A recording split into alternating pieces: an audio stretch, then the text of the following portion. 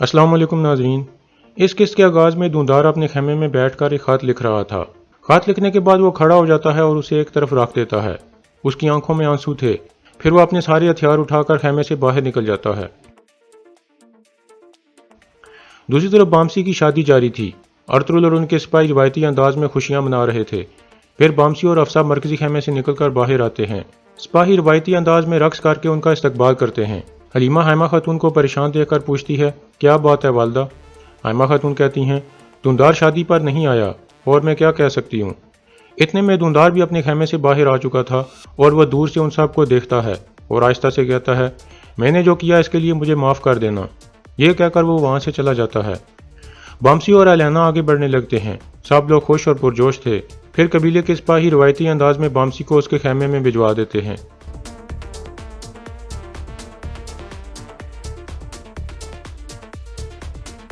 और वह अपने खेमे में दाखिल हो जाता है। इस तरह शादी खत्म हो जाती है।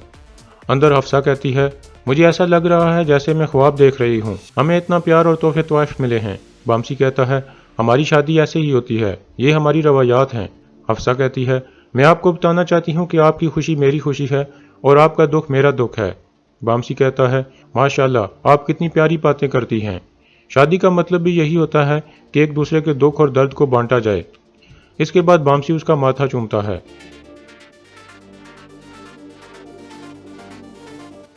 दूसरी तरफ कारा जैसर में उराल और वसूलियत आगे की मंसूबाबंदी कर रहे थे। उराल कहता है, कल अर्तुगरुल और अलियार हल्ली बाजार के सराय महल में होंगे और मैं जाकर अपना कबीला वापस ले लूंगा। वसूलियत पूछता है, और उन सिपाहियों के बारे में क्या ख्याल है जो अलियार के साथ हैं? उराल कहता है, मैं किसी बहाने से उनको बाहर शिकार पर भिजवा दूंगा और फिर मेरे रास्ते में कोई नहीं आएगा। काई कबीले में अब्दुर्रहमान अंदर आकर बताता है कि तुर्क कबीलों का रहनुमा एक पैगाम लेकर आया है सरदार। अर्तुगरुल कहता है, उसे अंदर भेजो। वो रहनुमा अंदर आकर बताता है, मैं तुर्क सरदारों की तरफ से एक पैगाम लाया हूँ। वो चाहते हैं कि कल उस मुलाकात को मुकम्मल किया जाए जो पिछली दफ़ा अधूरी रह गई थी। वो ये मुलाकात हल्ली बाजार में रखना चाहते हैं। अलियार साहब को भी इस बारे में बता दिया गया है, वो भी आ जाएंगे। अर्तुगरुल कहता है, ठीक है, आप तुर्क सरदारों को बताओ कि उनकी मेहमान नवाजी करना मेरे लिए एक शर्फ की बात होगी। फिर वो पैगाम रसां बाहर निकल जाता है। अर्तुगरुल तुर्गुत को कहता है, कल तुम ज़रूरी एहतियाती तदाबीर ले लेना। वसूलियत इस वक्त कमज़ोर हालत में है, लेकिन हमें एहतियात से काम लेना चाहिए। दूसरी तरफ वसूलियत उराल से पूछता है, तुमने तुर्क सरदारों से क्या वादा किया है कि वो तुम्हारा साथ दे रहे हैं? उराल कहता है, मैंने उनसे आज़ादी का वादा किया है। अब उन्होंने फैसला करना है कि या तो वो अर्तुगरुल के पीछे चलेंगे या फिर अपना मुस्तकबिल खुद बनाएंगे। वसूलियत कहता है, मैं और मेरे आदमी कबीले के करीब एक जगह तुम्हारा इंतजार करेंगे। सबसे पहले मैं तुम्हारी जीत का जश्न मनाऊंगा, लेकिन अगर तुम नाकाम हो गए तो मैं तुम्हारी मदद करने के लिए आऊँगा, परेशान मत होना। फिर वह दोनों पुरजोशी से हाथ मिलाते हैं। वसूलियत अपने कमांडर को कहता है, हमारे वापस आने तक चोलपन खातून का अच्छे तरीके से ख्याल रखना। यह सुनकर उराल उसका हाथ छोड़ देता है और कहता है, मेरी बीवी मेरे साथ जाएगी। वसूलियत कहता है, वहाँ खून खराबा हो सकता है, चोलपन को कोई नुकसान पहुँच सकता है। उराल कहता है, अगर हम मरे तो इकट्ठे मरेंगे, मैं यहाँ उसे बंदी नहीं बनने दूंगा। वसूलियत कहता है, बंदी नहीं, मेहमान उराल। जब हम फतह हासिल कर लेंगे तो तुम दोबारा उससे मिल जाओगे। ये हम दोनों के लिए अच्छा है।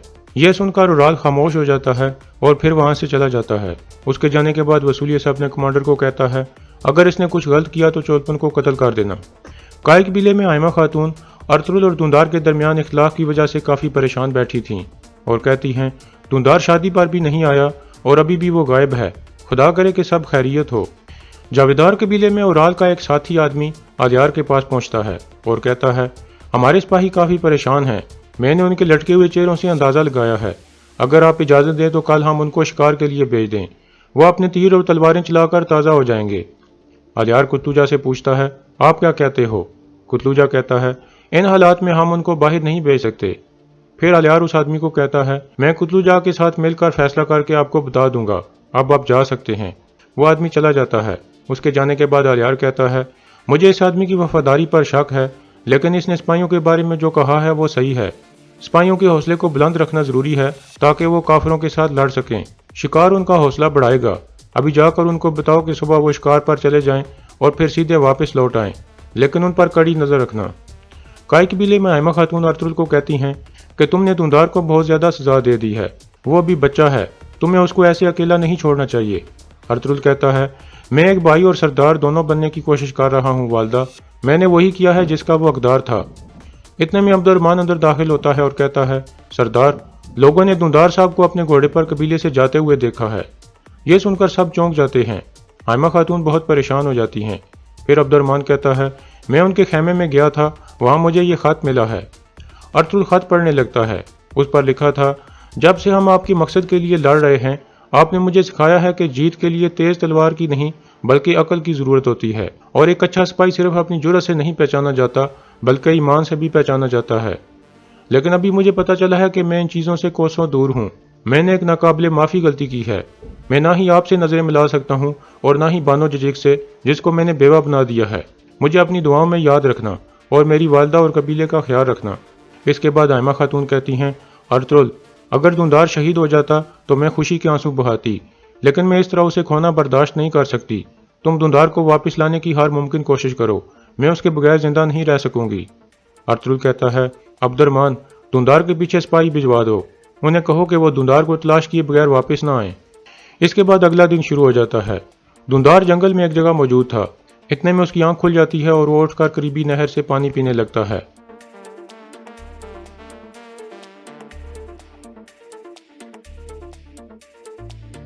और फिर अपने आप से कहता है, अहमक दुंदार, तुम अपने गुरूर की वजह से इन पहाड़ों पर चढ़े हो, लेकिन तुम गुरूर को खा नहीं सकते। अब तुम्हें कुछ करना होगा। ये कहकर वो खड़ा हो जाता है और अपने हथियार उठाकर एक तरफ चला जाता है। दूसरी तरफ कारा जैसर में चोलपन उराल की फतह के लिए दुआ मांग रही थी। इस दौरान उसे अजीब से ख्याल आ रहे थे। इतने में उराल वहां आकर कहता है, वक्त आ गया है चोलपन। चोलपन कहती है, आज की रात बहुत खौफनाक थी। सुबह होने तक मुझे डरावने ख्वाब आते रहे। उराल कहता है, अब से कई कबीले वाले हैं जिनको डरावने ख्वाब आएंगे। चोलपन कहती है, मैंने ख्वाब देखा है कि 2 मुंहों वाले सांप ने तुम्हें कत्ल कर दिया है। एक दफा पहले भी मैंने ऐसा ही ख्वाब देखा था और अपने बाबा को खो दिया था। उराल कहता है, तुम्हें डर की वजह से ऐसे ख्वाब आ रहे हैं चोलपन। अच्छी चीज़ों के बारे में सोचो तो अच्छा होगा। मेरे साथ आओ। फिर उराल उसको लेकर बाहर निकल जाता है। बाहर वसूलियस ने अपने सिपाहियों को इकट्ठा किया हुआ था और अपने कमांडर को कहता है, मेरी गैर मौजूदगी में किसी को भी किले के अंदर दाखिल होने की इजाज़त नहीं है। जब तक मैं वापस ना हूँ, तमाम दरवाज़ों को ताला लगा दो। इतने में चोलपन और उराल भी अंदर से आ जाते हैं। वसूलियस कहता है, तो आखिरकार तुम्हारे जाने का वक्त आ गया है उराल। उराल कहता है, मैं अपनी बीवी के लिए दोबारा यहाँ आऊँगा।